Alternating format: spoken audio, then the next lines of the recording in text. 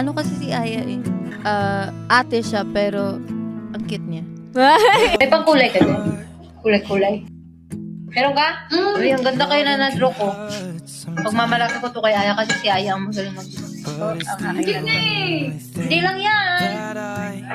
Guys, andito pala si Aya. Aya, halika dito.